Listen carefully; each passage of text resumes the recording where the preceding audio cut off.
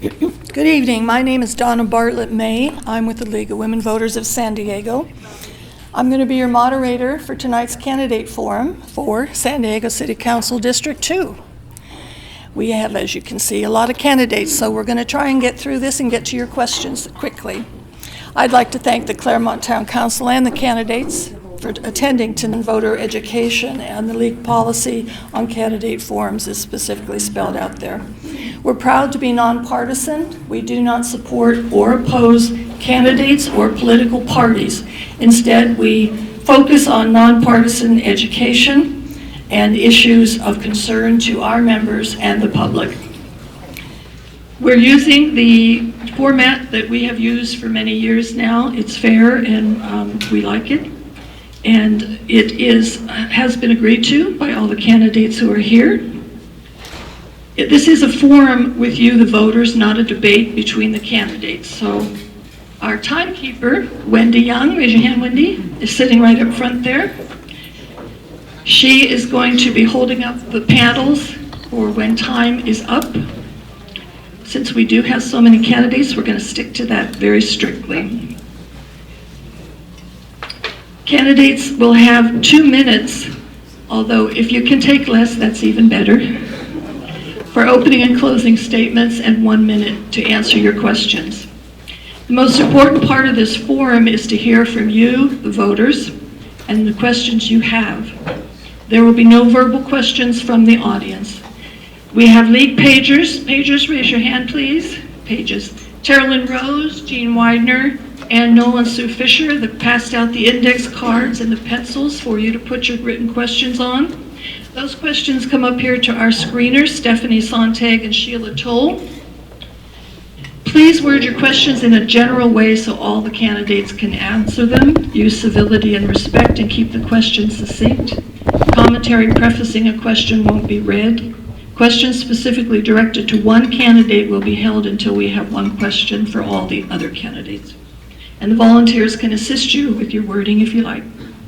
The question screeners then organize the questions into categories of a similar nature so that we avoid repetition and we can assure the topics of greatest concern to you are addressed. Questions that are inappropriate for this branch of government will not be asked. Please hold all your applause till the end so we don't waste time clapping after every answer, and do not clap or boo in between. That just wastes our time as well. So, are there any questions, candidates? All right, well, let's get started then. We're going to start with the hopefully less than 2 minute opening, and we will start with Mr. Coyne. Good evening, everyone. My name is Josh Coyne. I'm a proud candidate for San Diego City Council District 2. I'm just wondering if you would have this.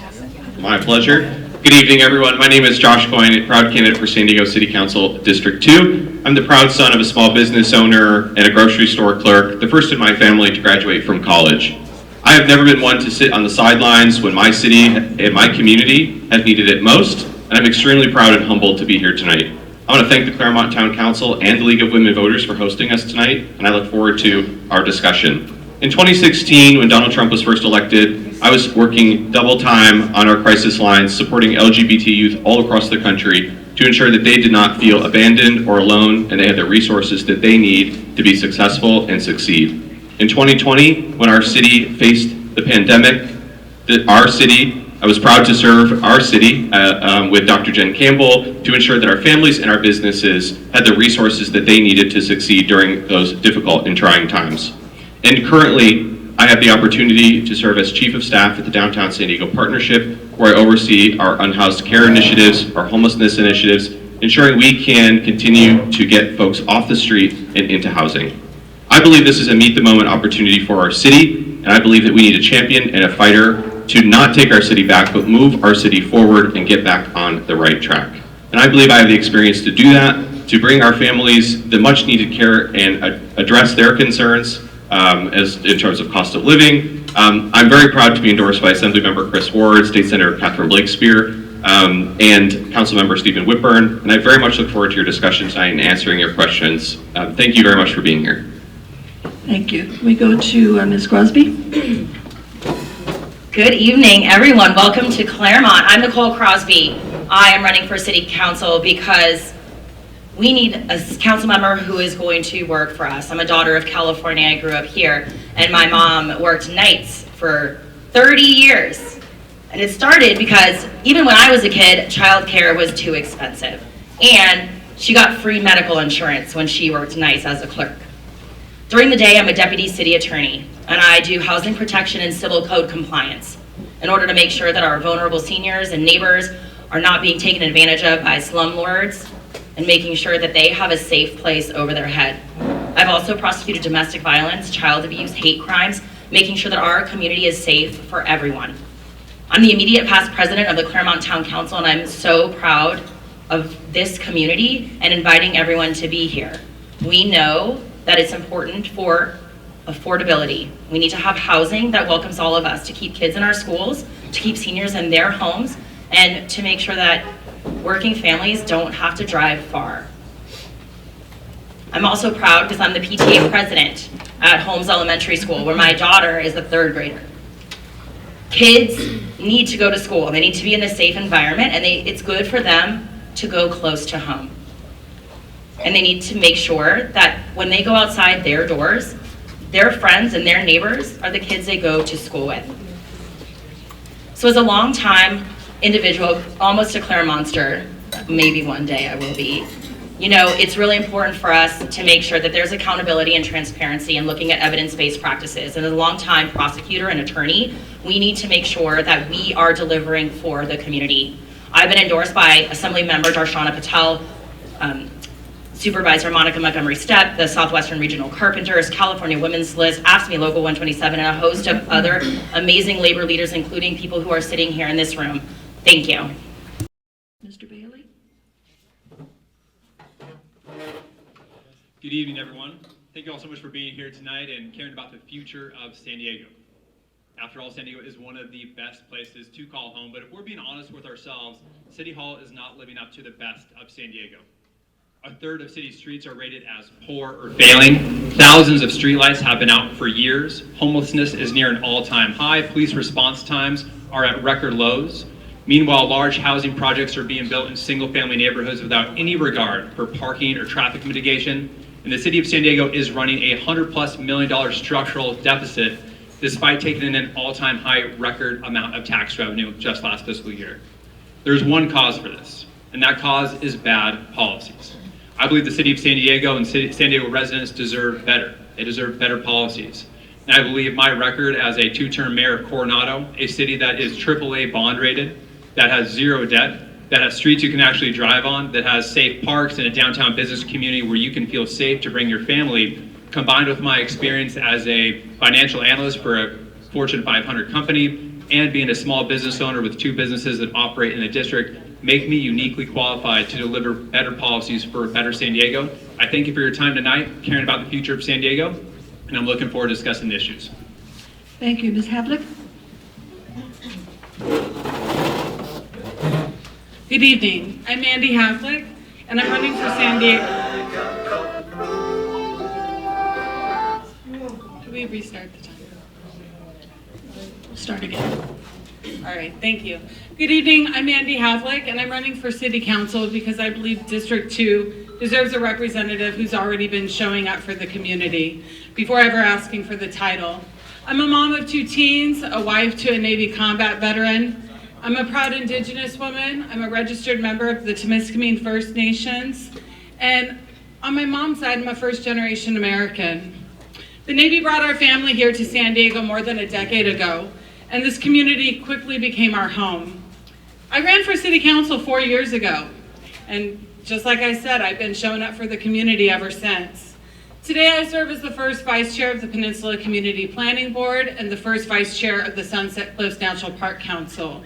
I work with residents and elected leaders on land use issues, environmental protections, traffic safety, and responsible development for our coastal communities.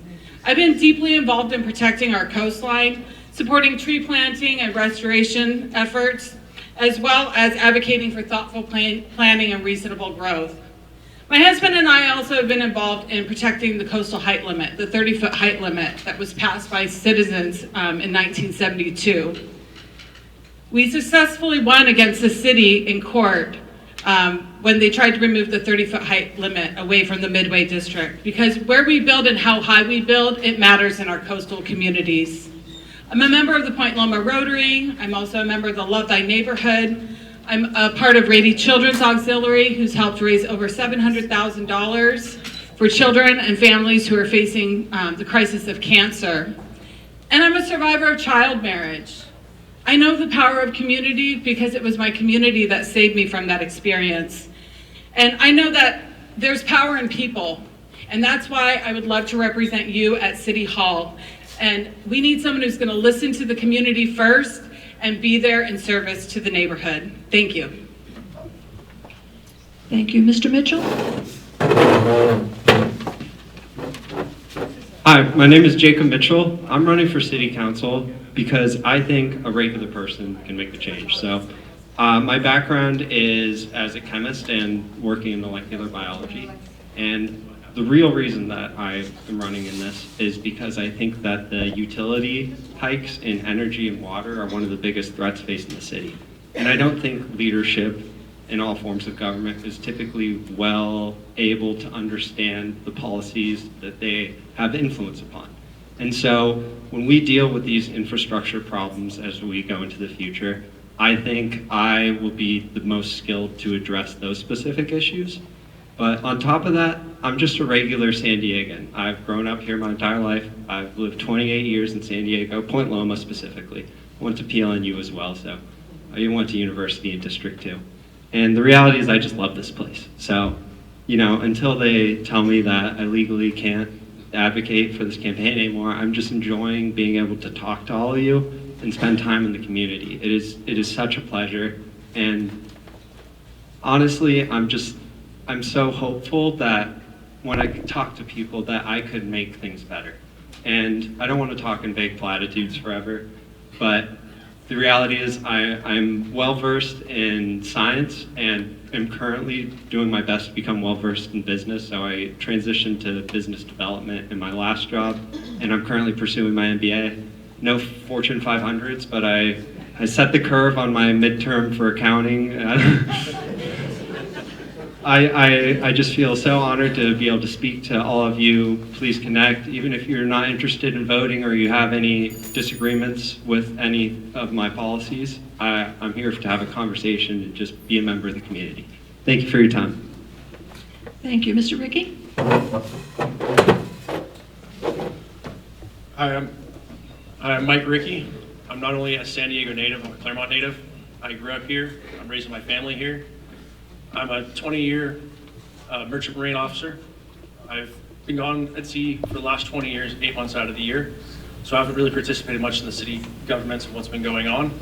As I've been trying to retire from that, the more I've been home, the more I see things, the more I just feel like I have to get involved. As I go around talking to my neighbors, the people where I grew up, I'm finding more and more people agree about the same problems and have the same concerns. They feel like they don't have a voice. They feel like they have no hope of anything getting any better. So I'm hoping to at least bring a voice to my neighbors, and if at all possible, bring change. I want to see things get better in our community. I want to see our city government get more fiscally responsible so that we're not always in debt and lacking, park repairs or street repairs. I want to see things change, and I think it can change. Seeing all of you out here today shows that people are willing to show up and get involved. And that actually is what's given me more hope in doing this campaign. Thank you. Thank you. Mr. Smiechowski?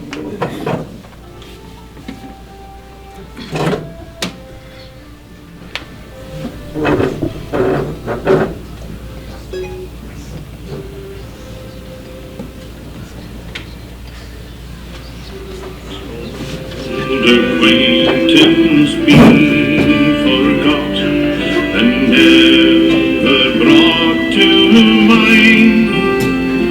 Should old acquaintance be forgot and old lang syne? For old lang syne, my dear, for old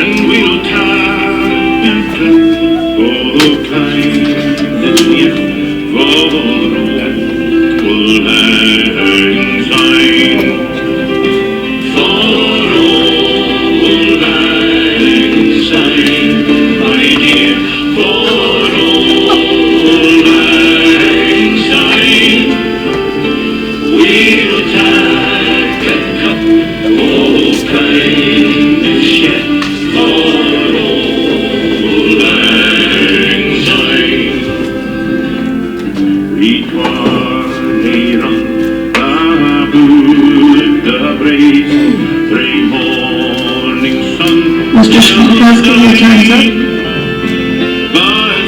Would you please pass the microphone to Mr. Suppa?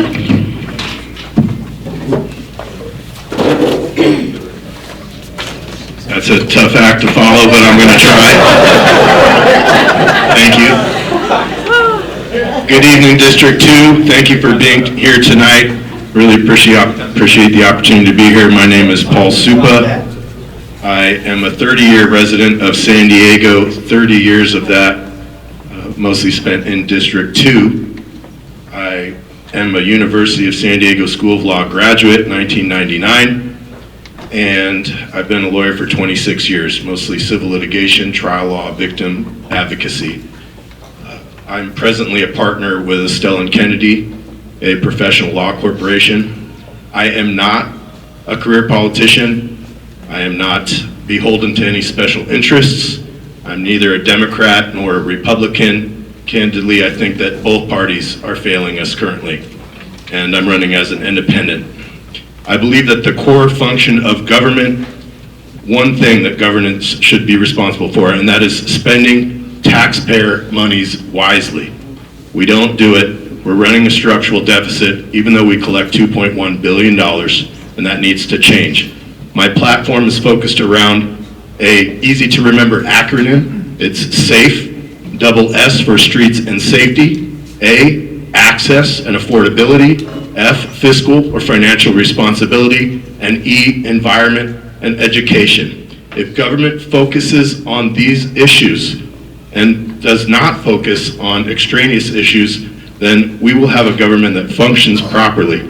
If you vote for me, I will fight for you, and I will do everything in my power to make sure that the city is run properly. I will bring your voice. I will listen to your concerns, identify the problems, and I am an implementer. I will implement the best solutions. Thank you for your consideration of my candidacy. You can find out more about my platform on sddistrict2.com, and I'm going to go above and beyond. I want to give you my cell phone number for access. If you want it, call me anytime. It's 619-930-6309. Thank you so much. Thank you. Okay, it's now time for the candidates to answer your questions. Each candidate is going to have 1 minute to answer your questions. Mr. Suppa, we'll start with you since you have the microphone. What are your top 2 priorities for improving Claremont in the next 12 months and why? Thank you for that question. So I think one of the biggest issues here in Claremont is we're having this issue with SB or S79, right? We've got this issue with the state and density, housing issues, and affordability. We continually have increased fees such as trash, parking. It's not sustainable, and that will lead to increases in property taxes. So if you don't want that, if you cannot afford that, then I respectfully ask that you vote for me. I'm going to fight against that. Thank you. Another issue that I would be very concerned about is, of course, we have to prioritize issues related to homelessness and our children education. We cannot have our children walking over homeless people on the way to school. We have to dismantle compassionately encampments and address those concerns. Thank you so much. Thank you. Mr. Rickey? The question is, what are your top 2 priorities for improving Claremont in the next 12 months and why? Top 2 priorities. For Claremont in particular, our traffic, our roads are a big issue we have here in Claremont. With the construction going on, we've seen a lot of slowdowns and backups, but we're also seeing lanes being deleted.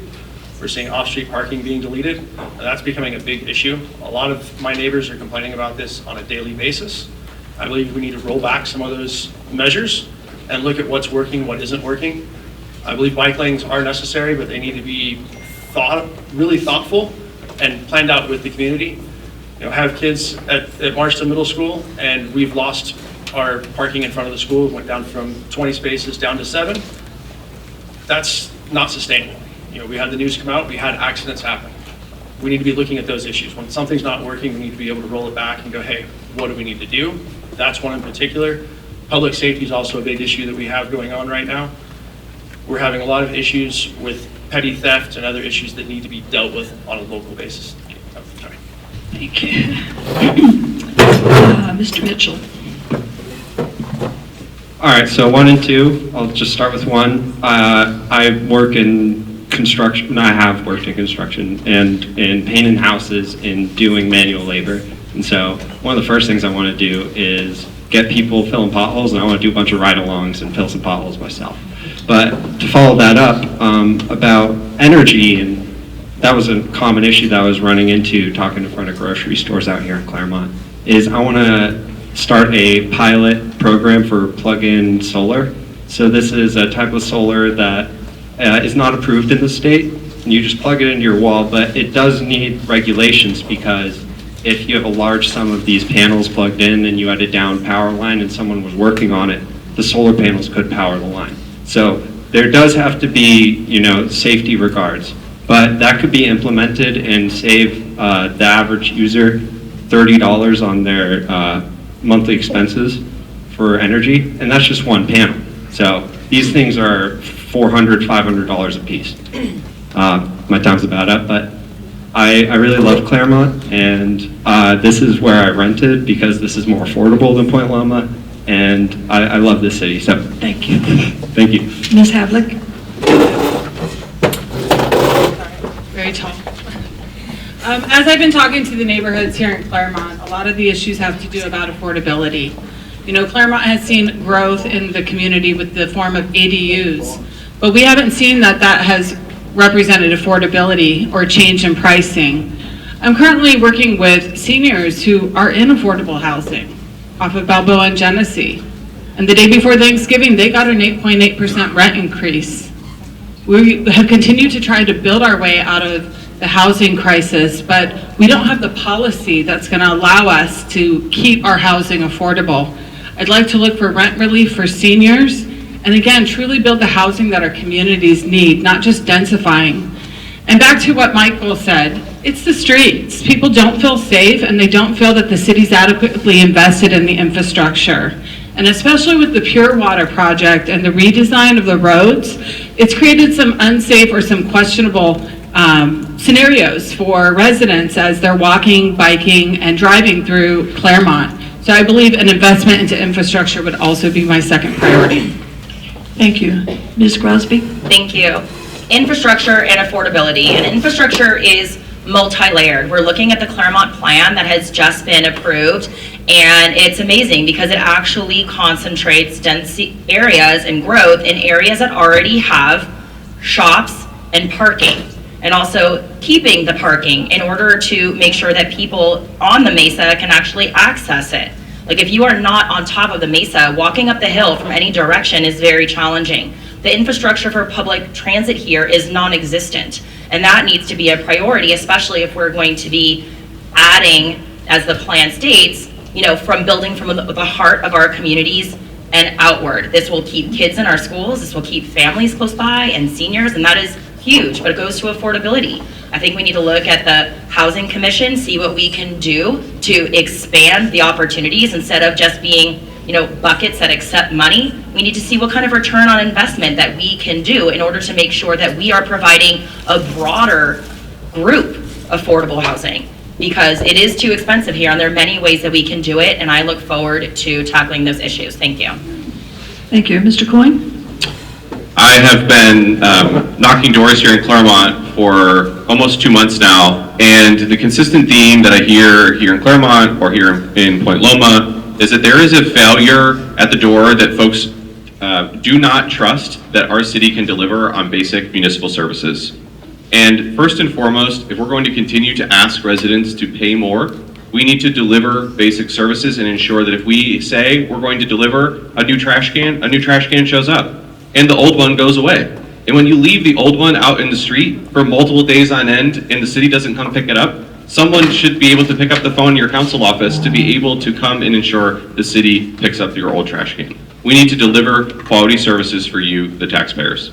Second to that is cost of living. It's very important here in Claremont with families, with children, that we ensure our next generation can afford to stay and live here in San Diego.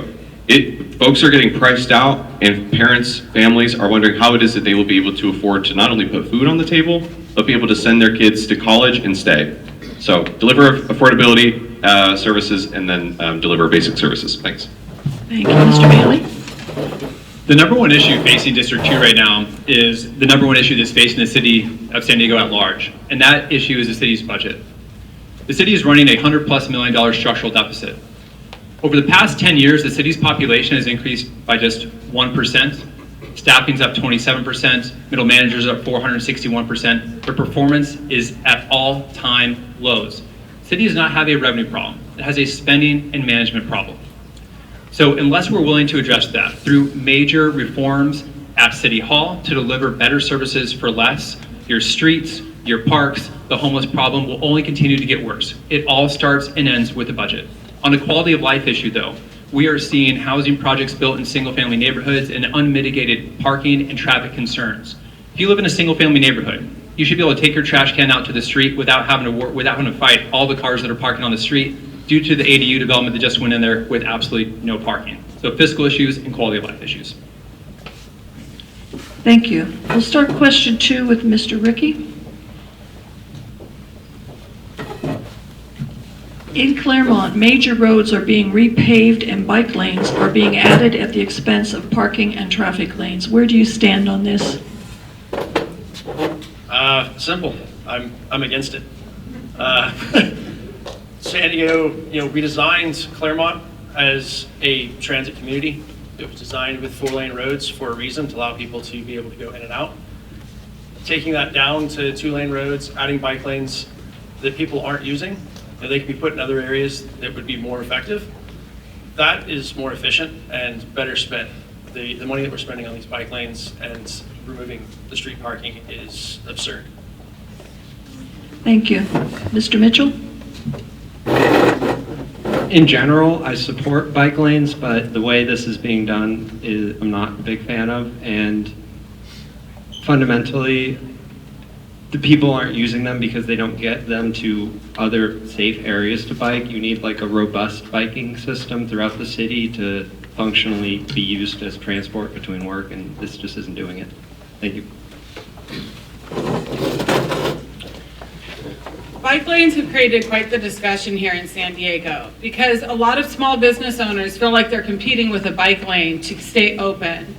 I really do think that we need to build a connective bike lane and a biking network throughout our city, but again, it does need to be balanced. We don't want to be removing parking as we're implementing bike lanes, because as much as we all want to get out, not everyone can get out of their car and get on the bike. I really think that the city needs to balance the approach when it comes to installing bike lanes to ensure that they work with the community and do maximum community outreach, especially if they're going to be reducing parking lanes around business districts or small business storefronts that would be impacted by the loss of that parking. Thank you. Mr. Coyne? We have installed some amazing infrastructure in and around our city, largely because of the funding that we've received to complete said project. The reason that we see so many bike lanes in the city is because the city can't afford to pave curb to curb. They're getting grant funding to ensure that they're able to complete that project so that you can have a full street. I don't bike, but other people do. Government can and should do more for people to get around the city safely. If we're going to install a bike lane, we should do it right. We should ensure that it's safe for folks who do bike. We should ensure it's safe for people who are driving, so that when you're trying to merge over, you're not worried about hitting somebody who's on a bike. The city should do more to ensure that its infrastructure meets the needs of its people. And I don't believe that we have continued to do that all throughout the city. We've done it in good places. We can do it in downtown. We've done it in other places where we have a concentration. And we should continue to look at that and maximize the community plan as outlined to ensure folks can get around our city safely. Thanks. Thank you. Ms. Crosby? The biggest disappointment at Claremont Town Council when we talked about the bike lanes is that everyone was surprised. We got monthly briefings from the city and nobody mentioned the striping. Communication was lacking, and all we wanted to know is what is going on and when is it happening. And this is how we lose confidence. So the bike lanes, once they were in and people got adjusted to a certain extent, there was a little adaptability there. But when we make it hard for people to understand that something, like when it's sneaky behind the scenes, like it makes you think, maybe we shouldn't do it yet. Maybe we need to think twice. As an attorney, everything that I do is evidence-based, and we need to make sure that there's a reason and that we know what is going on and people are going to be using it. So here, Claremont doesn't have enough public transportation, and we have canyons that are not protected, and walking through them with no sidewalks or light is just not happening. So it's putting the cart before the horse. Thank you, Mr. Bailey.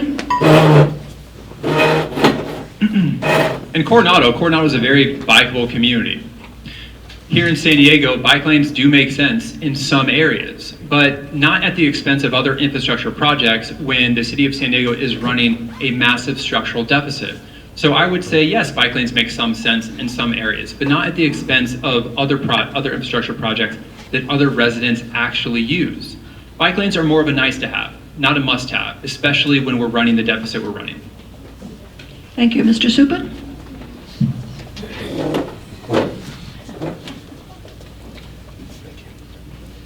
So I absolutely support bike lanes. Before the Pershing Boulevard project was underway, we had 2 deaths. Laura Shin died. Johnny Sepulveda was killed. That's not acceptable. A lot of you have children that are on e-bikes. They're whipping around ad nauseum. It is a problem. They need to have bike lanes. There's also electric scooters. So if we don't protect our kids and our pedestrians, our bikers, then we're not going to achieve climate goals. And we absolutely need to balance it, as everybody's suggesting. But at the end of the day, infrastructure is key, and safety of our kids and getting to school, wherever you need to go, it'll help support people getting to work, to school, and it'll cut down on unnecessary tragedies. Thank you. Thank you. The next question. What is your position on the ADU density bonus program? Mr. Mitchell? So, as we all know, that there's a bit of a problem with these ADU favelas coming around and massive stacks of ADU ordinances all in one place. And as a city council member, well, first off, ADUs are part of the state, so there's nothing you can do. People are allowed to make ADUs. But you can implement policies to limit how they're done. You can limit the amounts per lot and whatnot. And so I would use my powers in the city council to do everything I can to limit these kind of haphazard ways of improving housing, and more interested in like freeing up zoning so development of new single income housing can be developed. Thank you. Thank you. Go ahead, Ms. Havlik. Thank you. I am not in favor of the bonus ADU program. I serve on a planning board. And when I ran last time, we were talking about SB 9. And now we see the impact of that policy in our neighborhoods, especially Claremont. You guys have been swarmed by developers who are not acting in good faith, who are taking over cul-de-sacs, who are creating mini apartments, that are creating ADUs that are not affordable, but they take away the parking. And then on top of it, you don't know that they rob our city of the development impact fees that go to fund the general fund to help invest and reinvest back into our communities. And so the city needs to do what they say they're going to do, and they need to invest in our communities with smart growth. I don't mind having 1 or 2 ADUs in the backyard, and you can do with it what you want. But when you're building mini apartment complexes, you're not providing parking, that's not smart growth. And so we need change, and we need to redo the ADU ordinance here in San Diego. Thank you. Mr. Rickey?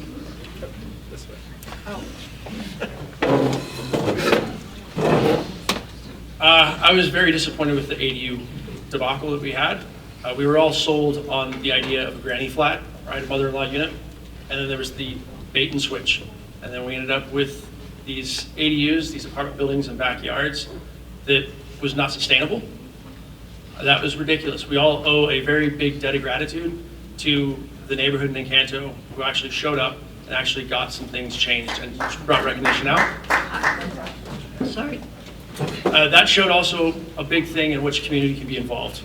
That was a small group of neighbors, not a whole community, and they showed up and they were ready to bring awareness that helped the whole city, not just their community. And I appreciate that. Thank you, Ms. Crosby.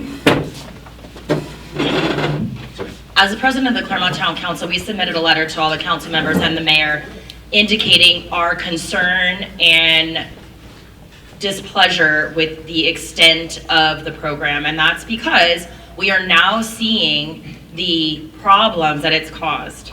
Many trash cans at the end of a cul-de-sac, fire hazards, ruining our canyons, trying to make better the communities that are welcoming to families. When you have 500 and smaller square foot establishments, you are not able to be there usually with a kid and a family, or even extended care if you need to help someone out.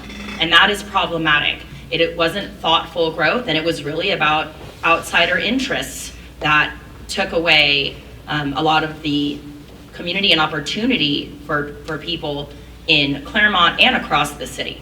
And I think now we're paying that price. So we are going to be doing it smart. We're going to be doing it intentionally. Thank you. Mr. Coyne? Thank you. We just had a conversation about how unaffordable San Diego can be for some folks. And I believe that our opportunity to work with our neighbors and our city to build a better city does rely on your cooperation in the ways in which our city has been responsive to state law. ADUs are a method in which we can provide additional housing for folks to secure. How it is that those ADUs continue to provide for said affordability, I believe has an opportunity with oversight from the Housing Commission to ensure that those units do remain affordable, do remain online, and do remain accessible for folks to ensure that they can afford to live here. I don't think that we have a city that can achieve ensuring that we take our trash cans in on time, or widen the street, or ensure that we can deliver basic services regardless of growth.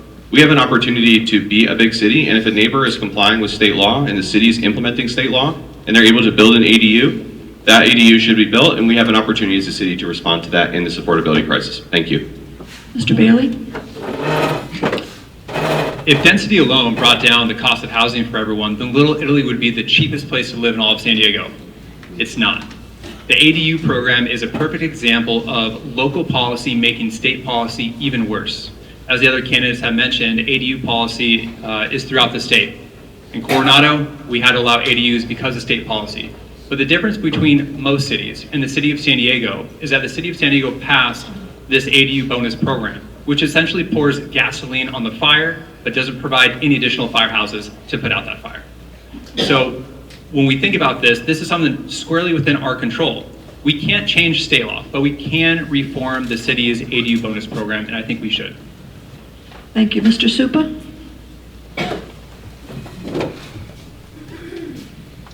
Thank you. So while I do support affordable housing, I do not support policies that increase density, and it's due to infrastructure concerns. I've knocked on a lot of doors in the last couple of months, and people are concerned with parking. If they don't have parking, it's not going to work. ADUs have to have parking associated with this. There are sewer issues. There are electrical issues. We've got electrical poles that are flaring because there is a density issue, and it can create safety hazards, fire. So if you want to avoid some of the devastating effects of density, then we have to be focused in terms of our ability to plan. So I'm pro-planning. I'm not trying to demonize development, but we have to do so with a great deal of common sense. It's lacking currently. Thank you. Thank you. The next question is, do you support a vacancy tax or regulating short-term vacation rentals? Mr. Suppa, since you've got the mic. I believe strongly that we must curb corporate influence. As I said before, I'm not beholden to any special interest groups. So Airbnb, VRBO, if it's pushing people out of San Diego and creating an environment where it's just not affordable, then we need to confront those issues. Those corporations I just mentioned, they are not and will never be my constituents if elected. I'm here to fight for you. Thank you. Thank you. Mr. Rickey? Vacancy taxes, I oppose. Anything in which you're going to tax somebody for owning something just to have it, I oppose. The Airbnbs, that could be a case-by-case basis. You know, a lot of the issues that I'm seeing right now with Airbnbs aren't because there's too many Airbnbs and they're flooding a neighborhood. The biggest complaints people are having are because of the tenants that might be in those, right? That's the big issues. And that's not the Airbnbs necessarily the problem. It's how we're approaching dealing with the people that are throwing parties that are loud and how the police is responding and what the city's actually doing to deal with that. Thank you. Mr. Mitchell? So I have qualms, but I generally kind of like the idea of a vacancy tax. Just anything that can make housing more affordable. I am sympathetic to my age group, I must admit. But on top of that, short-term rentals. I would support a 30-day ban or a 30-day limit on rentals. So if you're under that, then there would be a period where you would either have to turn it into a long-term rental or sell it. Generally, I'm for property rights, so whatever you want to do with your primary residence, I 100% support that. But I know that there's a lot of vacant homes and a lot of people who want to start families and live in the city. And I think that tourists can go to hotels or visit family, you know. And, sorry, I'm not used to public speaking, and I see them flash the card and the timing messes me up. But yes, I support a ban for short-term rentals generally. Thank you. Ms. Havlik? Thank you. In regards to a vacancy tax, I am not in support of it at this time because what you don't realize is that that would go to the general fund, so it'd be like writing the city another blank check. And I think our city would do better with managing their budget and tightening up their purse strings rather than asking again for another blank check from our city. And if they were going to pass it, the city can't even enforce STVRs now. How are they going to enforce and determine who's vacant and who's not? And there's studies that have shown that yes, it can reduce, you know, some of the vacancies, but not substantially, and it has no impact on the cost of living or the rent. And so back to STVRs. Are we in an affordable housing crisis or not? We're here because Jen Campbell sold out our neighborhood for STVRs.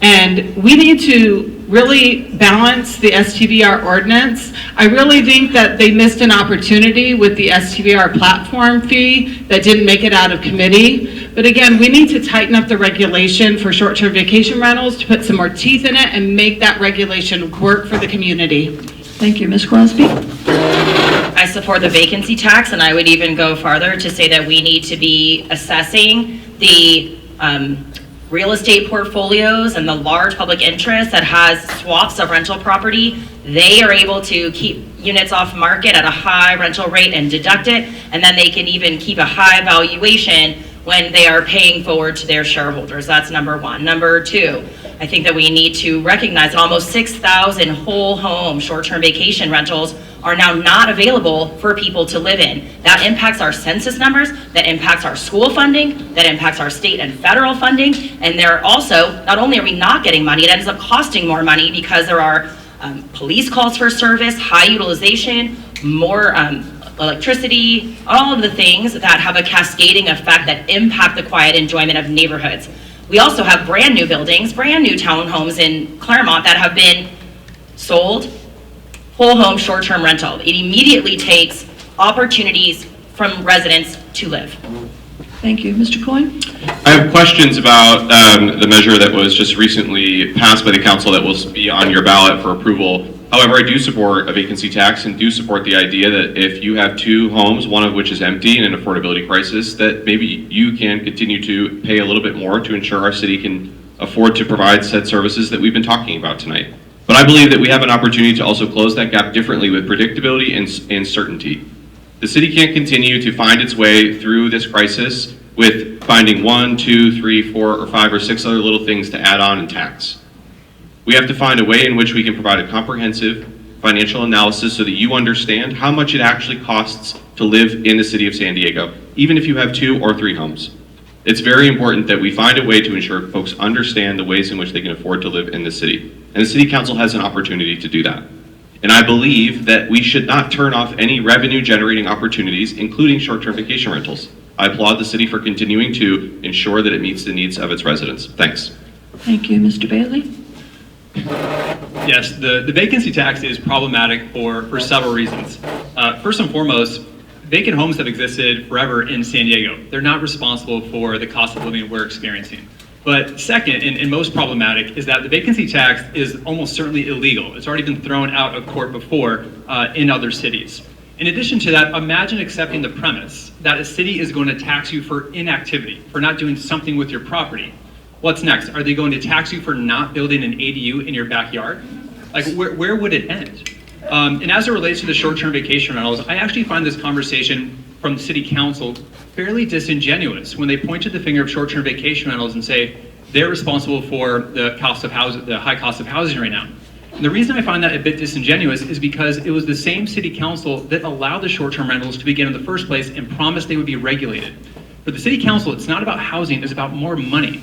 And they promised that they would actually regulate the short-term vacation rentals, and they're not doing that, even though they are funded through the licensing fees from short-term vacation rentals. So start there. Thank you. Mr. Coyne, we'll start this next question with you.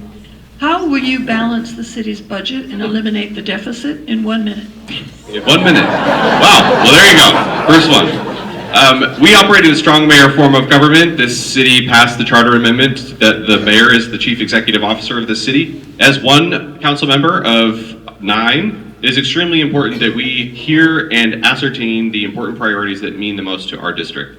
How we balance that is we continue to find ways in which we can drive more revenue to the city.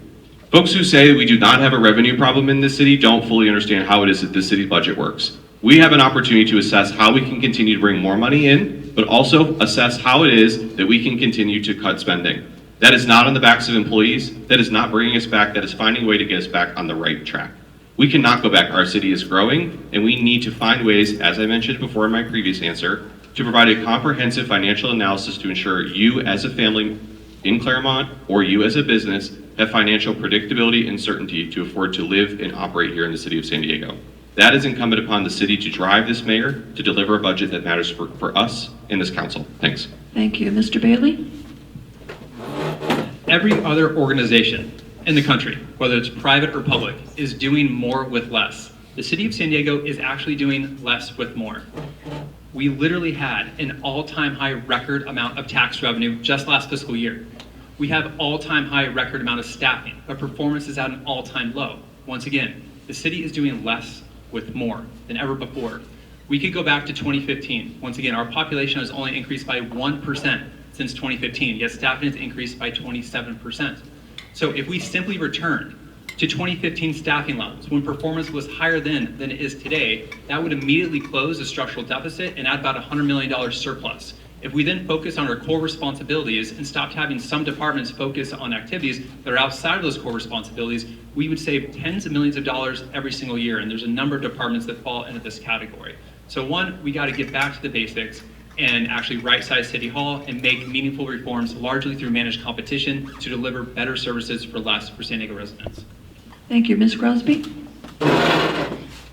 First of all, this is definitely not the regular old city employees' fault, right? The city employees show up and they do the work for citizens every single day.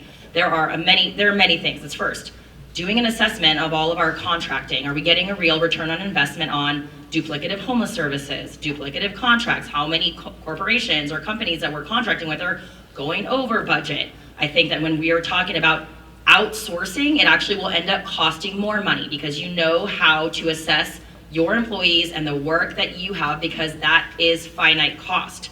We also need to be able to recapture a lot of money with law enforcement and fire response times, because we need a much more robust relationship with the county for our homeless substance use behavioral health crisis.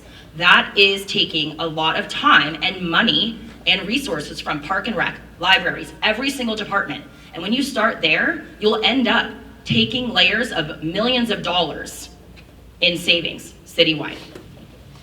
Thank you. Ms. Havlik? Thank you. I think the first step is the city needs to look at auditing and realigning the city top down to ensure that all city departments are sustainable and really working for the city of San Diego.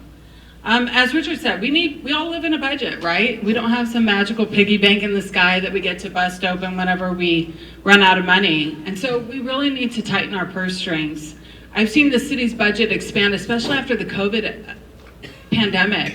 You know, we received all that COVID money and we didn't really tighten up our budget after the money dried up. I think some of the ways that we could look at too is with middle management. We have a high percentage of middle management jobs.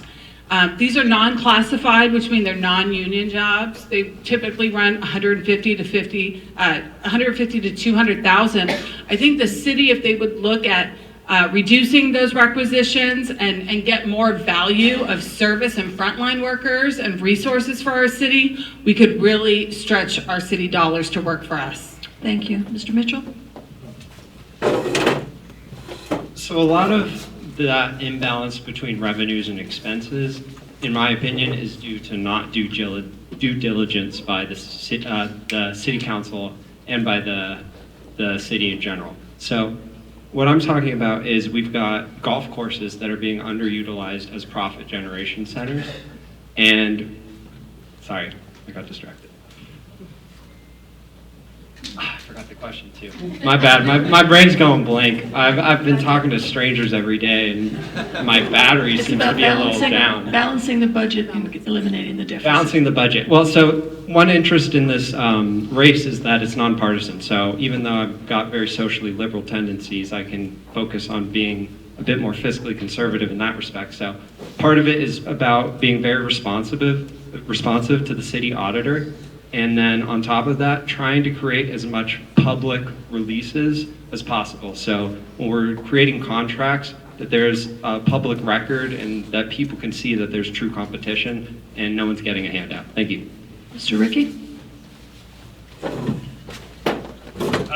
First off, we need to be honest with ourselves.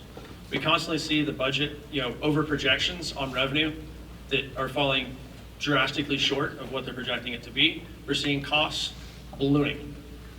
If we do that in our normal lives, we end up bankrupt, right? If you go to the gas pump and you go, oh, I need 10 gallons of gas, and you budget for less than that, you're not going to have the money. We need to be doing that on the city budget. We need to be looking at things and actually being realistic about the projections. And if we're constantly falling short of our earnings that we're expecting to be getting back, we need to be adjusting that stuff and actually get back on track to realistic numbers. Thank you. Mr. Suppa? So balancing the budget, what is the budget? It's $2.1 billion. And again, we're running a structural deficit of $100 million on that. So how do we balance that? We need to confront wasteful spending. We have to curb corporate influence. We need to do everything we can to evaluate the current contracts, the service contracts that are bloated, make them merit-based. We need to tackle the big issues such as pension reform, right? If we do that, then we'll avoid this looming bankruptcy. My campaign slogan is, San Diego, we can't afford it. And I say that in jest and there's some laughter, but we cannot afford continued increasing property taxes, parking, trash.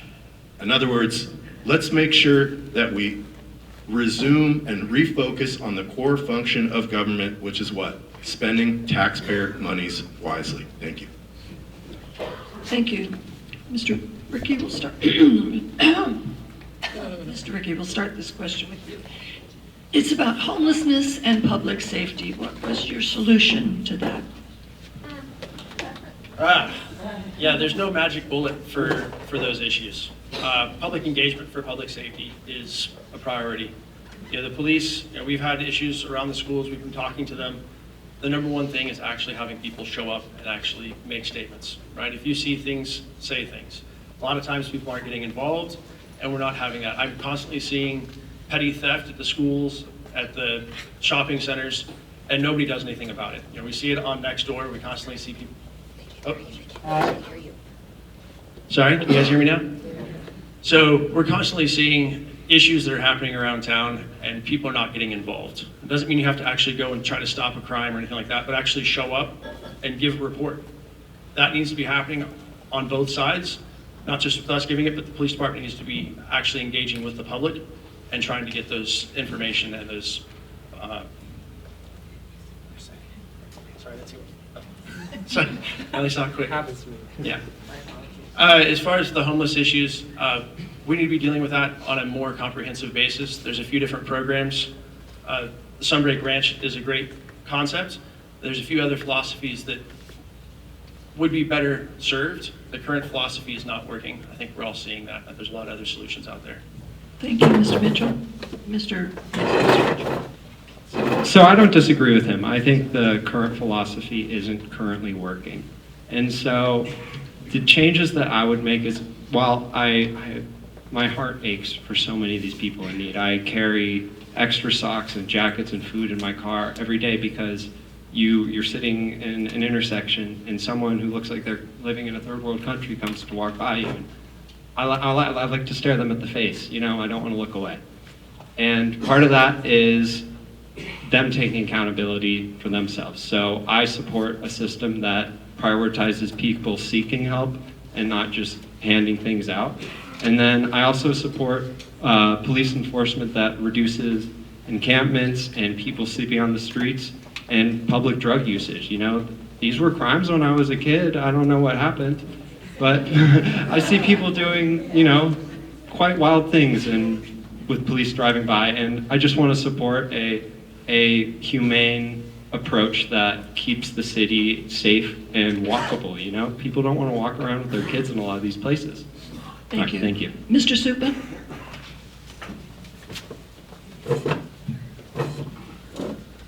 So with regards to homelessness, it's obviously an issue that's on everyone's mind. What limited resources that we do have, we have to prioritize and make sure that we identify those homeless individuals that are violent, that are sexualized, that are a threat to our youth and our neighborhoods, and we need to get them off the streets, get them potentially the help they need.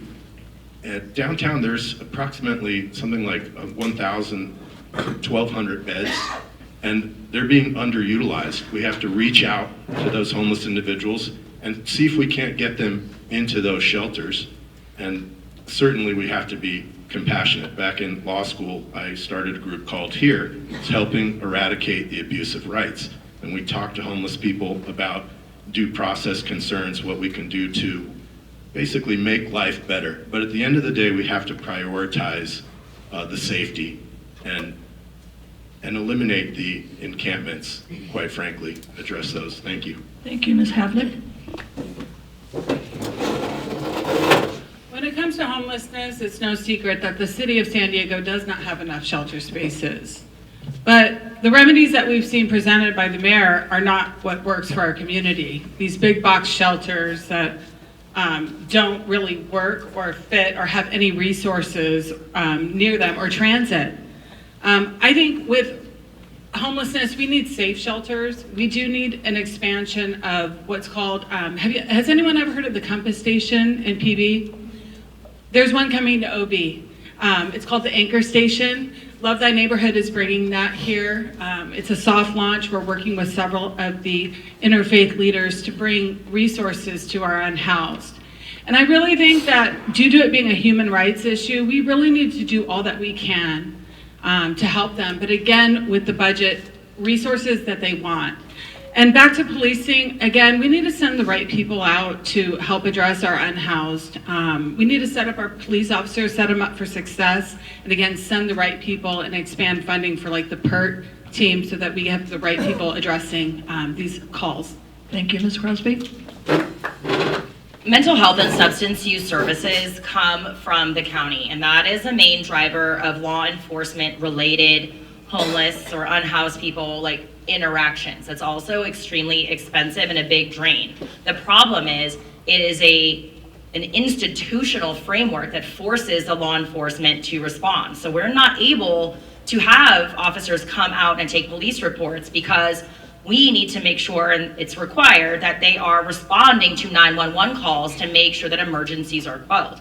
I started a program that helped connect high utilizers of emergency services. These are people that we have seen in our community. They call 911 500 times. They're not just in the hospitals, but they're also on the street, and they need real help. Like, it is inhumane to not provide the level of mental health and behavioral health services that the county needs to provide us. And we are able to work with the county to do that. And I would absolutely turn that program on again to make sure that there is a seamless path for people to get help to reduce law enforcement services. Thank you, Mr. Bailey.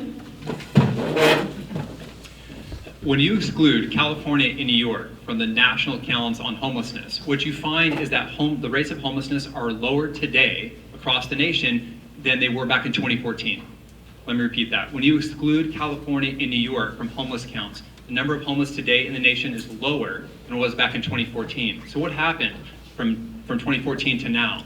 Was it a lack of shelter space? No. Actually, what you find is that 20% of all shelter beds countywide are unoccupied on any given night. So what was it? It was a matter of, in 2014, due to changes in local and state laws, you reduced felonies to misdemeanors, and then you stopped prosecuting those misdemeanors. The fact of the matter is that there is no accountability right now for many of the individuals that live on our streets, and sadly, many of them are suffering from addiction, and you have drug dealers that are preying on that addiction, and how do they fuel that addiction? Oftentimes they commit crimes. But when those crimes go unprosecuted and there's no accountability, then there's no incentive for those individuals to actually say yes to getting help and off the streets. That approach needs to change because it's been a failure. Thank you, Mr. Coyne. We cannot let another generation of leaders go by without ending our street homelessness crisis as we know it today. It is unacceptable that my organization, the Downtown San Diego Partnership, does a monthly count, and in February of 22, there were 2,800 individuals sleeping on the streets of downtown. It's unacceptable that we continue to have lack of accountability and transparency with how it is that these resources can continue to be delivered to see the results that we know we can achieve. When you walk outside of your door, you're walking in downtown, or you're walking in your neighborhood, and you see someone who needs help, you know you have two options. You can call 911, you can call the non-emergency line, and if either doesn't qualify for either of those lines, what do? I get a done app request for someone who needs help? That's unacceptable. I believe that government can and should do better for people, and we should deliver a system that makes sense, that centralizes that accountability, but delivers the results that we know it can deliver. As someone who is open to safe sleeping shelter, I can tell you, we have to rely on our existing resources that we have, and we cannot continue to be the region's dumping ground for all of their homeless as well. It is incumbent upon the region to step up and do more as well. Thank you very much. We'll start with Ms. Crosby on this one. Should the city move away from the strong mayor model? No, I think that we need to have real conversations and have strength and be able to speak up when we know that policies are not working for the working people. And I think that when we see something, we need to say something. And when things happen behind closed doors and people are told about it later, it is almost too late for something to happen. I think that it's still in its youth, and I think that there needs to be camaraderie on the council in order for the council to drive policies that actually help everyone. And I think it's just really easy for everyone to just apply blame in one point, right? This is like a systemic problem that's happened for decades. We cannot blame the pension. We cannot blame, one particular party or another. This has been a long time coming, and people just need to start getting along and go back to the basics for the people. Thank you, Mr. Bailey. For those of you that might be unfamiliar with the strong mayor form of government versus the city manager form of government, those are the two models of government that are commonly followed throughout the nation. Nearly every single city, including the city of Coronado and every other city in San Diego County, are a city manager form of government, where the city council and the mayor serve as the board of directors, and you hire a public administration professional to run the day-to-day operations of the city in conjunction with the policy set by the city council. The one exception, the one city that does not have a city manager form of government is the city of San Diego. Now think about this. Many city managers go to school for years. They work their way up through operations, through development, and end up in the city manager role. So they have extensive experience actually managing a municipal corporation. Compare that to some of the leaders that are in positions of power right now that have never had more experience than simply managing their office. And now they're tasked with running a multi-billion-dollar organization that has tens of thousands of employees. It's almost not fair to them, but it's mostly not fair to the residents of San Diego. So yes, I would be in favor of returning to a city manager form of government. Thank you. Mr. Coyne? I, as mentioned earlier, have had the opportunity to work on the city council floor where I've seen the budget crafted and believe it certainly has an opportunity to be reformed to better deliver both transparency to this council or the fiduciary agents for you and of this city in a strong mayor form of government, but also they have an opportunity to, I believe, deliver greater transparency for how it is that this budget is met. To be honest, this has been a question that's come up a lot, largely because I believe of the lack of trust that we have currently in our city, as mentioned. I'm open to exploring it. Ultimately, this is a vote of the people that will have to come up, that folks will have to talk about. And I believe that we as a city have to reckon with how it is that the chief executive officer comes to the fiduciary agents to present the budget, hear the budget, wrestle with the budget, and determine that we get the best outcome. It's very clear that we do not have the best outcome that we are getting currently with the budget as is. The system of government, I believe, we have an opportunity to discuss. I'm not totally convinced that returning to a strong mayor form of government solves our systemic budgetary crisis. I do believe we have to explore it and determine how it is that the chief executive officer, the mayor, can deliver and show up, thank you, to answer questions to the city council. Thank Thanks. you. Ms. Havlik?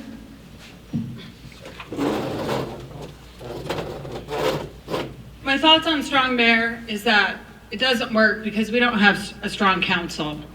You know, the reason strong mayors will work is if we had council members who actually talked back and challenged and questioned the mayor's policies rather than just being rubber stamps and going along to get along. That's what we have in our city council right now. They're not here for us. They're here for their next election. They're here for their next opportunity, or they're here because they're afraid they can't stand up because they don't have a spine. And we need someone who's going to stand up and talk back, which I have a pattern of doing and I have a track record of doing, because we need that more than ever. You know, as Richard said, a city manager is someone who's trained. You know, we're at the mercy of whoever has the most money and gets elected. And some of those people don't have any business balancing a budget because they can't. And we need to look and build a city that works for us. So I would be open, if the people of San Diego would, to introducing a city manager. It would allow us not to have whiplash and more consistency with our spending and our goals as a city. Thank you. Mr. Rickey? So I agree that having a city manager is very beneficial. You know, you have somebody that's trained and not a political figure that's doing a job. That's a very beneficial thing. But it doesn't matter, honestly, if we have a strong mayor or a city manager. We've had the budget crisis during both systems. Main thing is accountability. If we can't get accountability, it doesn't matter if we go back to a city manager system. If we don't have accountability in city government, we don't have people we can trust and that are going to do what they're supposed to do, then we're always going to have these problems. Thank you. Mr. Suppa? So a strong mayor, yes, indeed. What's the alternative? A weak mayor? The mayor needs to lead the city as the CEO. And so of course we want someone that will be strong. How do we define strength, right? Accountability is one very important way to do so. The mayor should be strong and listen to the city council and be accountable to the city council. If elected, that's something that we need to make sure that we insist upon. The mayor listens to the needs and identifies the best possible solutions and implements those solutions. Thank you. Oh, I also want to say that city manager, yes, totally open to that. If that's going to be best for the constituency, then let's implement it. Absolutely. Thank you. Thank you. Mr. Mitchell?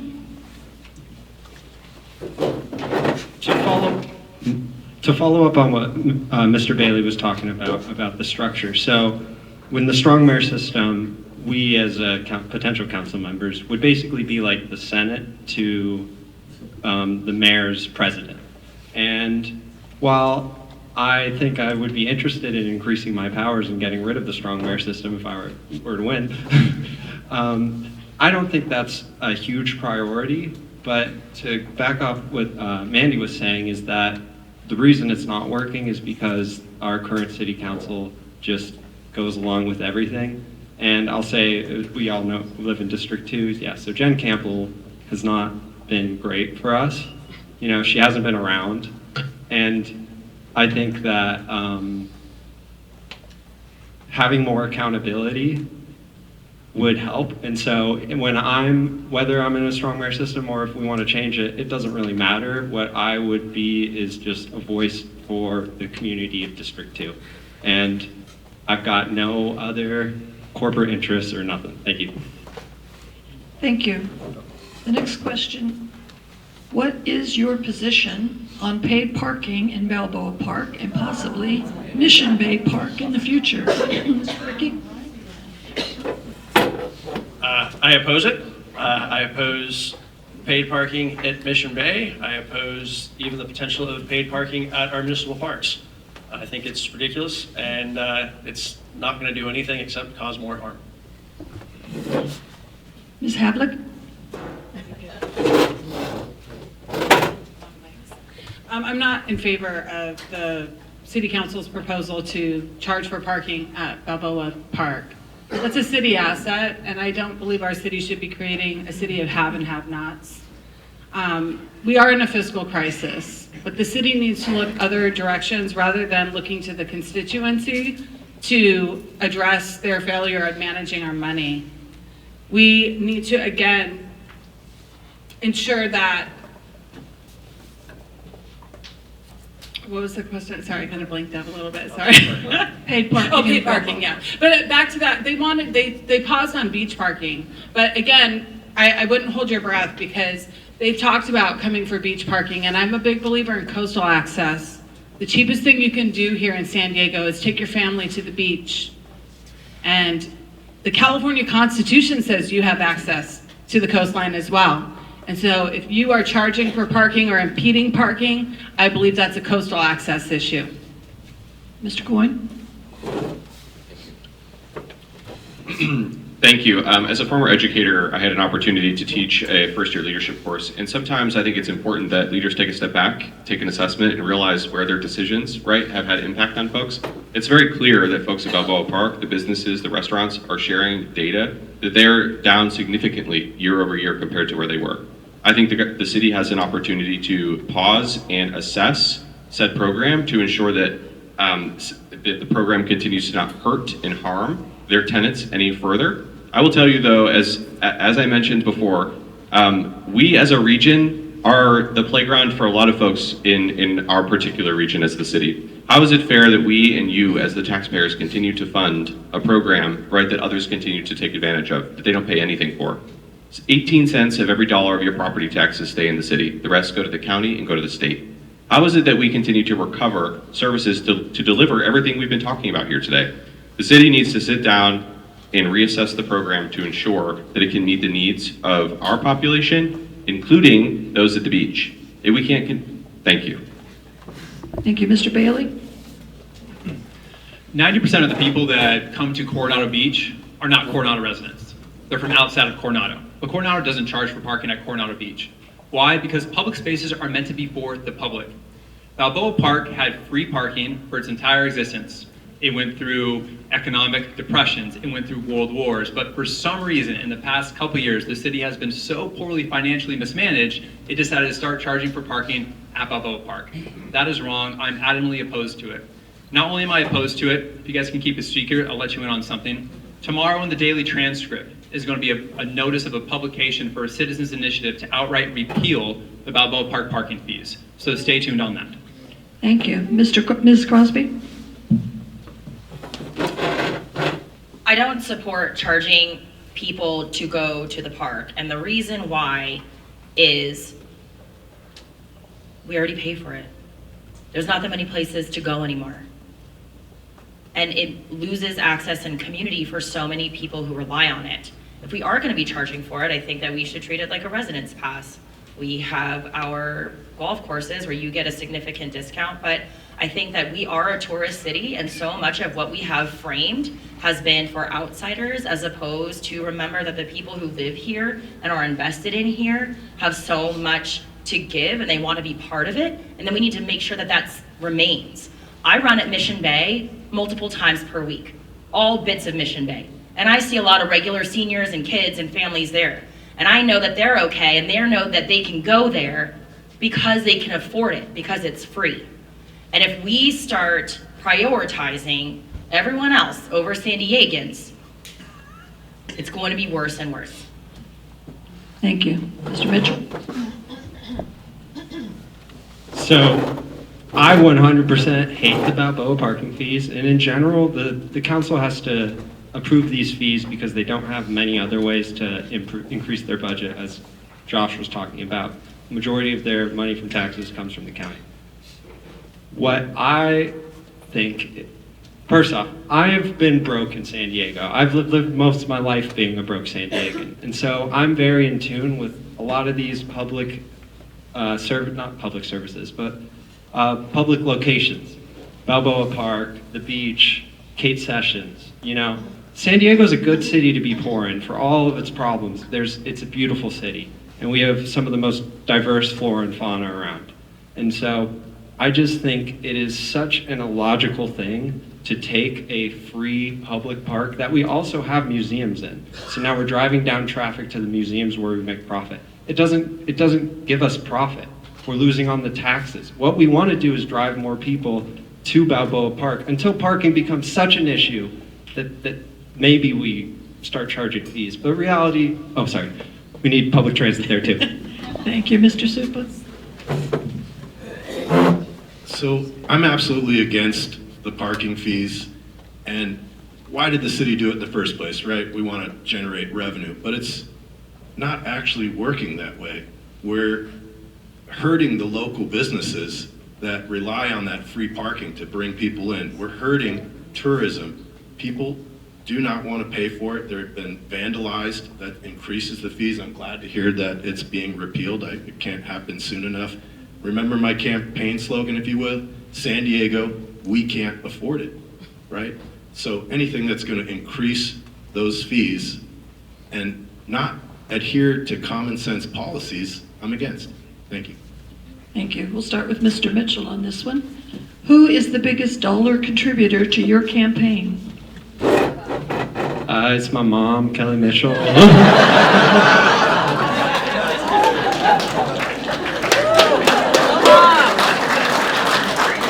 Closely followed by my aunt.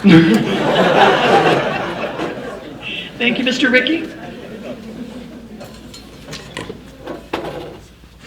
I don't remember his name. He was a gentleman I met at a recent libertarian event, and he's not from San Diego. He just wanted to help out. It's the largest donor I have. Mr. Suppa.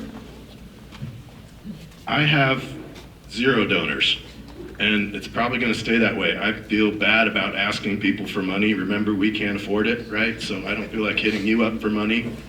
What money I do put in, it'll be my own. It's going to be grassroots. It's going to be somewhere hovering under $2,000. You're not going to see a lot of signs, expensive mailers, or posters, banners on the freeway. Can't afford it. So 0 donors at this point. Maybe that'll change, but currently that's the way it is. Where's my brother? He's got some money. Ms. Havlik. I can appreciate the perils of being a first-time candidate. You know, I ran 4 years ago, and I had a shoestring budget, very grassroots. This time around, I can afford the print it on both signs. You know, I have a staff. It takes a lot to raise money for politics. And I'm proud that all of my donors, a majority of them, come from inside my neighborhood. Because don't get it twisted, our neighborhood is up for sale right now. And a lot of times it's the person that has the most money, not necessarily the person with the best intentions. And so again, my top donors are local residents who really care about our community, who felt ignored by Jen Campbell, and really want sustainable and smart growth. Those are a majority of my top donors and why they're donating to me. Thank you. Ms. Crosby? Just so people know what top donor means, like when you're a candidate, it has to come from an individual, and the maximum for each race is $800. So it'd be a total of $1,600. Just, it's not like $10,000, something wild. But like, biggest donor obviously would be my husband, because if he didn't like cough up money, I'd be really offended. But it's also, there are people in this room, my in-laws who live in San Diego. You know, there are people who trust the fact that we are looking at evidence-based policies in order to make a difference. As someone who stands up in court for victims of violence to make sure that they have confidence in the system, I'm gonna do that here. So there are people who are invested in this campaign because they know that I'm an independent voice. But it's also not just the donation of money. It's time, energy, my child. She's like, Mom, I'm gonna come home like, one day. See you soon. So it's more than just the dollars. It's what work are you putting in? And I'm here to put the work in. Thank you. Mr. Bailey? My mom is the largest contributor to my campaign as well. Different mom than Mr. Mitchell. But I would say that the biggest contributors to my campaign so far from a non-monetary standpoint is some of the volunteers I've had. And they're contributing far more than the maximum of $1,600 just through their time and efforts on the campaign.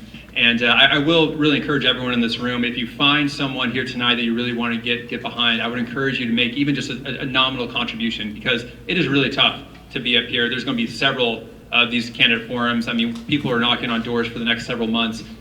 Even a little financial contribution goes a long way. So if someone here tonight strikes you, Mr. Suppa, I'll donate to your campaign. You know, don't be shy. Don't be shy. It means a lot. It means a lot. Mr. Coyne?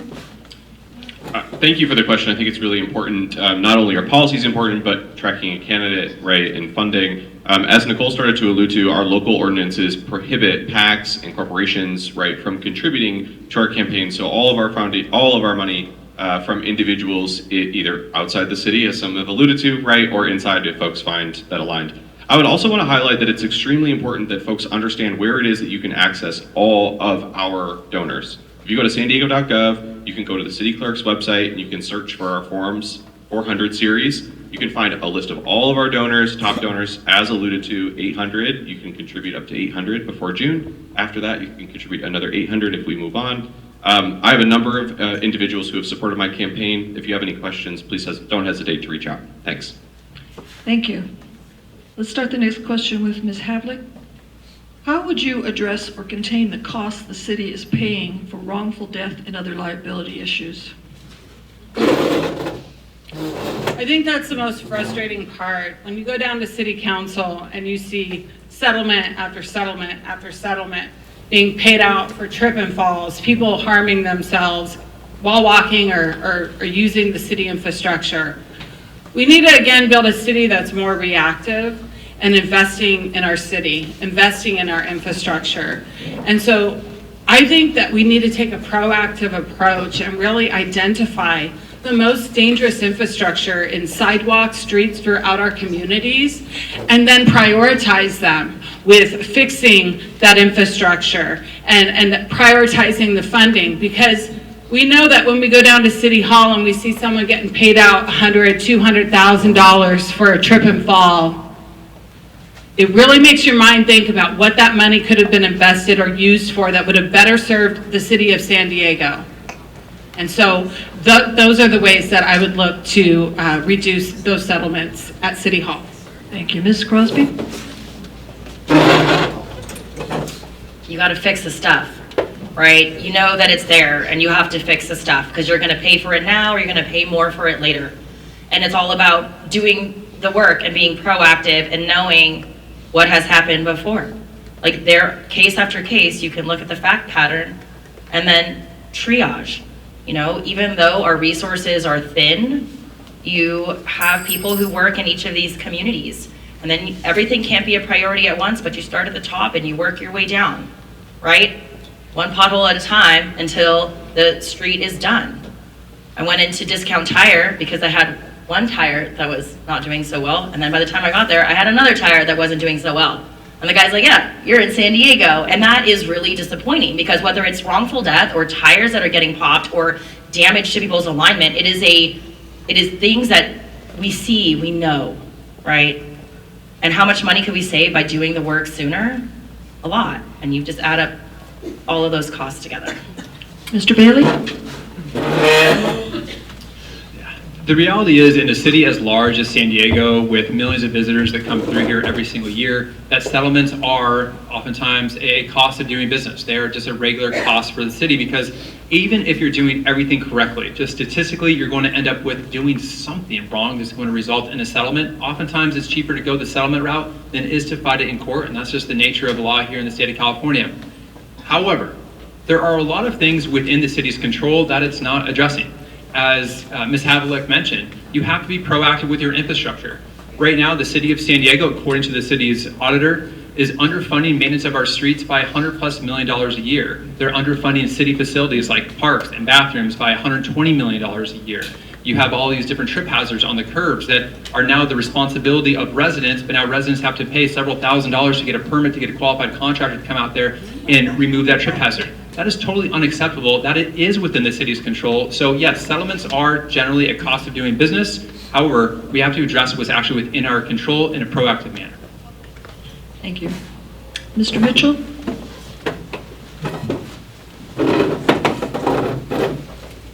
So in general, I basically agree with everything that Mr. Bailey said, but I didn't hear any candidate talk about this. The first thing that came to mind was the $30 million wrongful death settlement about the kid who was shot in the back in San Diego. And so one thing that I'm interested in is I think that means that, let's say, that there should be at least a $30 million a year budget for de-escalation tactics for the police. I think we have a very effective police force in San Diego, and I think that's partially a luxury of us being a military town. So a lot of our police officers come in with extra training. But that isn't to say that America is well at doing a good job at developing their police officers for de-escalation and cost reduction tactics. And so the reality is one mistake costs $30 million. So I think a lot of ground could be gained by equipping these officers with better ways to deal with the homeless and the rest of the community. Thank you. Thank you. Mr. Coyne? Thank you. I didn't realize until I worked at the city that the city's actually self-insured. And so what's different and unique, right, about what we may go through with our insurance company, the city is self-insured. And that is often why you see the opportunity to settle more consistently based on the business and the self-insurance that they have. It's also why we cannot continue to invest in our employees and invest in our infrastructure at the current rate. We have got to get our city back on track to ensure that we are providing our city employees the right resources and the right efficiencies that we've been talking about to ensure that they meet the moment that our city demands. And that means assessing overtime, assessing mental health, physical health of our employees. I talked to 2 employees last year. They were talking about how they did not have enough toilet paper to address some of the concern, to address their needs, right, and the resources that they need to conduct their day-to-day tasks. That's unacceptable, and that contributes to our risk. That's what we're talking about. We have to continue to ensure our city is funded adequately to ensure that we meet the needs to prevent risk, which is exactly what we're talking about. Thank you. Mr. Rickey?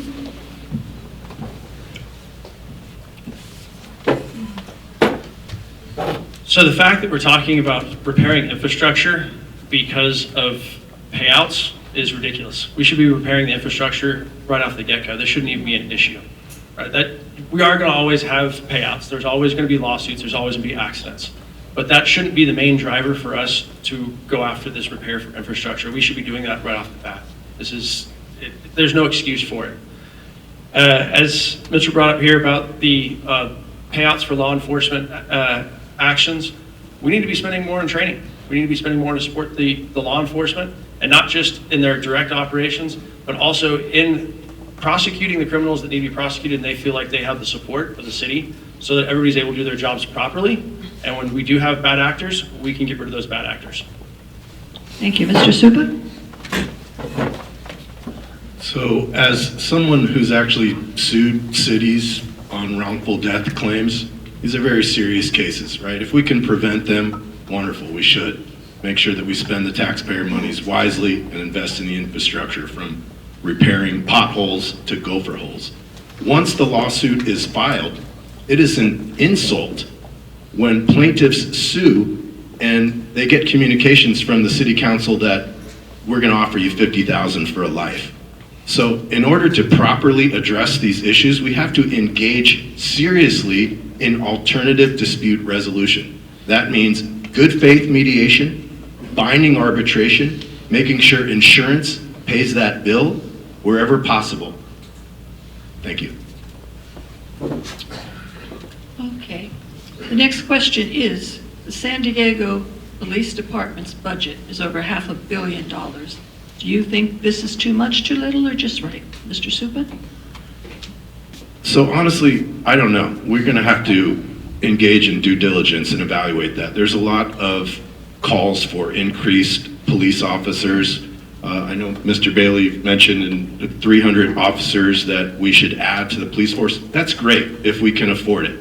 But San Diego, remember my campaign slogan, we can't afford it.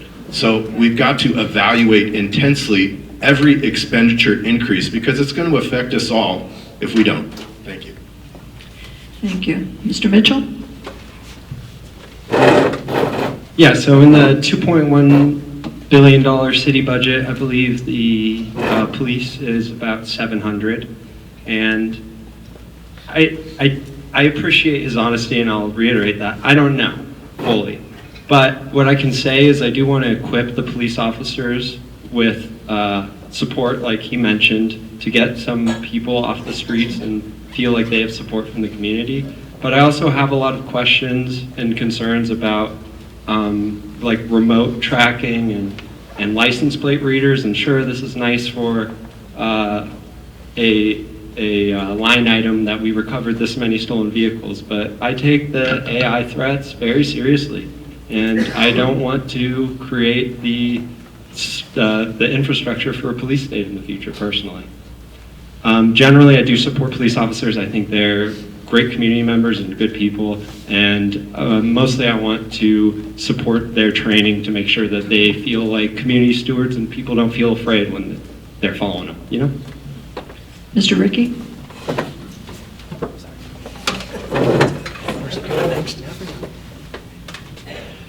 So the current budget for the police department, I believe, is lacking in certain areas. The overall budget itself, I think, can be realigned. I think staffing could be changed, and we should increase the number of police officers we have. I think there's better ways to do it. I think overtime budgets are a very, very big killer in our budget when we look at those things.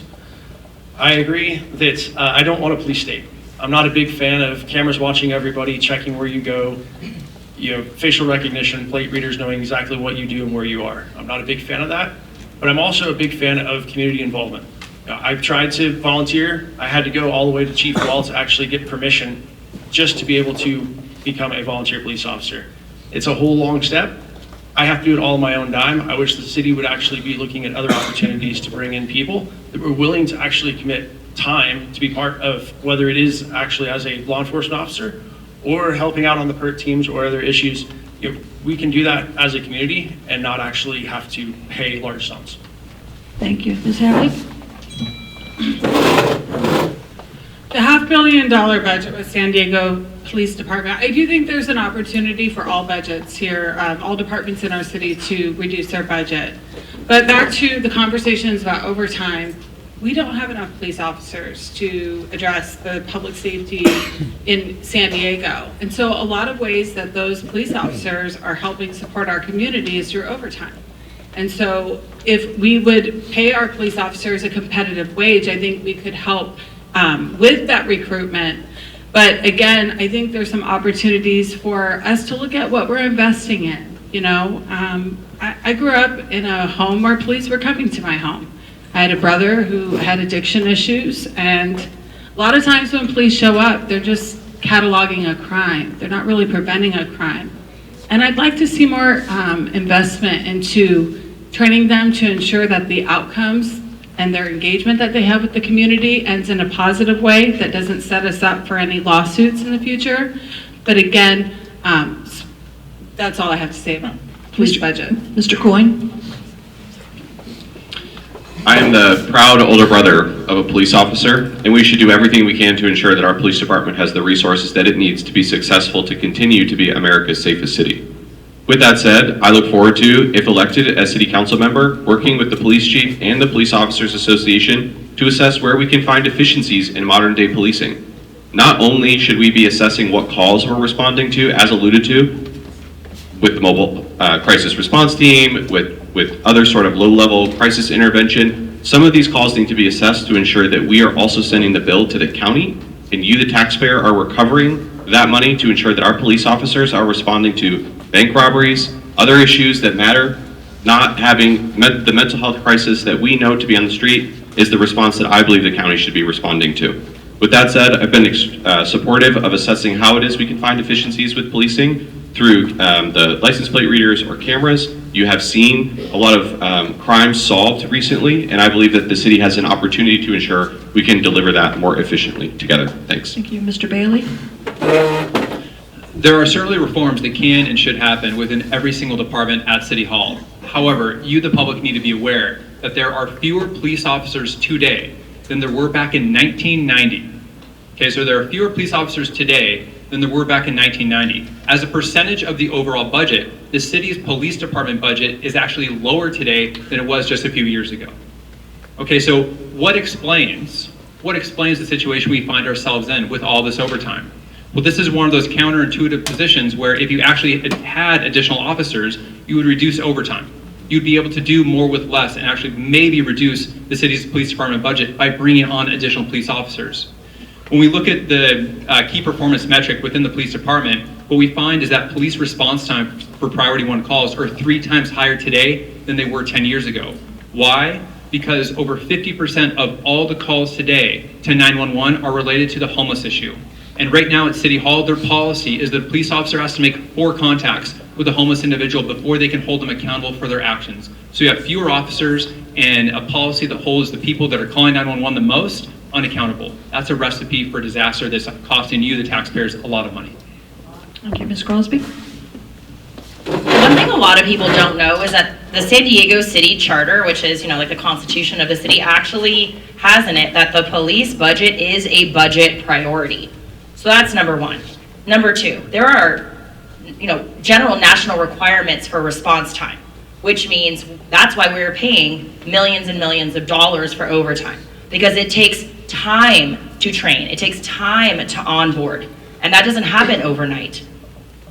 And even once you have people onboarded and they're responding, even if our response times were quick, we need people who are investigating the crimes. We need people to follow up. We want people to be there. So when we're talking about, 1, adding infrastructure like body-worn cameras to make sure that there is accountability out there in the field. We're talking about making sure that we want the police to be there, but we also want them to solve crimes. It's like we do need to be realistic about our expectations of what that number looks like, especially because 1, it's a charter budget item, and 2, it's important to everyone. Thank you. All right, we're going to finish questions and move on to closing statements. But before we do, I'd like to thank you all for being such an attentive audience and asking such good questions. Unfortunately, we can't get through all of them, but there'll be more candidate forums, I'm sure. The League of Women Voters has a website that provides valuable information on the candidates and ballot initiatives at local, state, and federal level. Vote 411 is one of the resources you can use. And that's all I'll say about that. Okay, we'll start with closing statements, and we will go in the opposite order we did opening. So Mr. Suppa, you'll go first.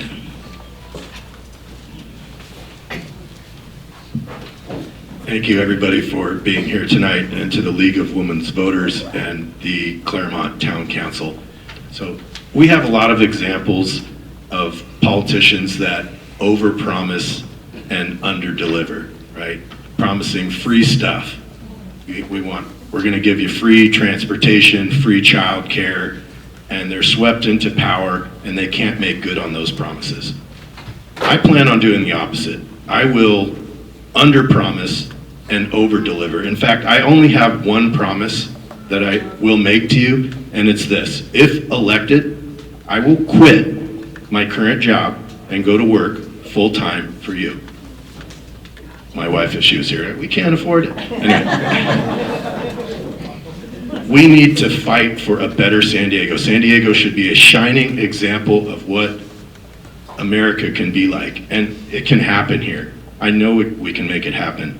If you want to take a chance on me, I would appreciate it. I'm going to stick around. I'd love to talk to you more. My website, again, is sddistrict2.com. And if you want to call me, I'm at 619-930-6309. Better call Paul. I appreciate all your time. Yeah, that number again, 619-930-6309. If I don't get back to you right away, maybe you'll understand. I appreciate all the candidates here tonight, and God bless you guys. Thank you. Thank you. Mr. Rickey? Well, again, I'd like to thank everybody for showing up. That's the biggest part of all this, right? It's getting engaged in our community and actually showing up. I have actually asks for you. One big one is you see everyone standing here or sitting here. Come talk to them. Push them. Push whoever your leaders are, constantly push them for what you want. Find out what they're saying and what they're going to do. Because otherwise we don't get the accountability if we don't demand the accountability. You guys are here asking for it. I appreciate that. Continue that. You guys want to see me? I'm around town. You want to contact me? You can find me. You can go to my website, MikeRickey.com. You can reach out to me through that. I'm willing to talk to anybody, anywhere about any issue. I have ideas, but you guys all have ideas too.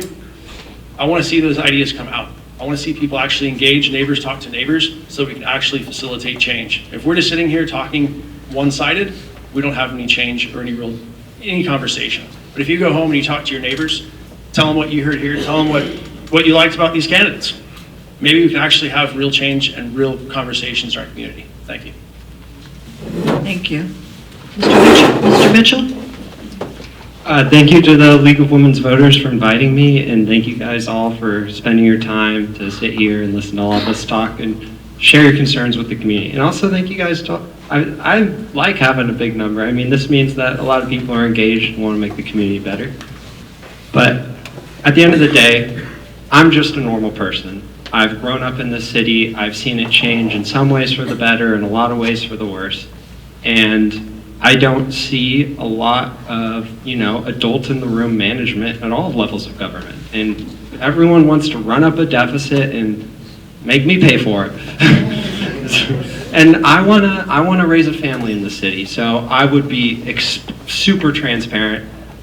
I would only be passing things that I think make the city better for the average person. And whether that's conservative or liberal, the policy, it would be policy by policy, and I would be super transparent, and anyone can talk to me. Like, my website is jacobmitchell2026.com. A few people have reached out, the mime. And yeah, I love to meet new people, and I'll admit I'm running into inefficiencies because this is my first time around. I filing these Form 410 forms and creating a political committee, it's not easy work, And if you guys choose to donate on my site, I will tell you that there's nothing other than elbow grease and printer ink and paper, That's my only expense. But I truly appreciate your time. I hope you guys choose to come up and talk to me.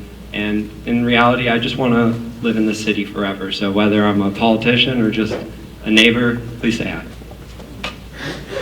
Thank you. Ms. Havlik? Leadership comes down to one simple question. Who are we here to serve? Public service has always been about remembering who we are and why we're here. It's about all of us. That's what the city is. That's why we're running. We want to represent you. My family came to San Diego because of the military. My husband nearly lost his life about a decade ago. And that near-death experience, it changed our lives dramatically. It also taught me something very important. Service is not a slogan. It's a responsibility. And over the years, I've tried to live up to that responsibility. I've been showing up for my community in a lot of ways, whether it's with traffic safety, e-bike safety, smart growth, protecting our coastlines, just being responsive. We haven't, in my opinion, had any representation these last 8 years. And a lot of this didn't start because, I want to be in charge. It comes out of a space of frustration. Not having a city that's not working for us, not having a representative at City Hall. But I also know something else, that when communities come together, we're powerful. We are very powerful. And we need to lift up our voice and unite and stand up to these status quo politicians who are coming to represent us, but they don't care about our neighborhood. They don't care about you. They care about their job. They care about the power. They care about their next profession or their next steps. And we deserve better than that. So when I become your city council member, you're going to be my #1 client. I want to listen to you, and I believe that is going to be the greatest success for us to build a city that works for us. Come join me. Let's bring the community back to City Hall. Vote for Mandy Havlik. Thank you. Mr. Bailey? We're all here familiar with the slogan for San Diego, America's Finest City. When you walk into City Hall right now, there's a sign on the door that says San Diego City Hall. Underneath that sign, it says America's Finest City, except that it's missing 7 letters. This is the same door that every single politician walks through, the mayor, the city council, staff members, but also our residents, also our visitors. And forgive me, but if you don't have enough pride to fix the sign on the front door of City Hall, or the wherewithal, then I question whether or not you're going to be able to deliver the services you're promising to San Diego residents.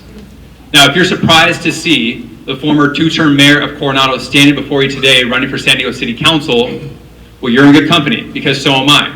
This was not something I was planning to do. I own 2 businesses that operate in the district.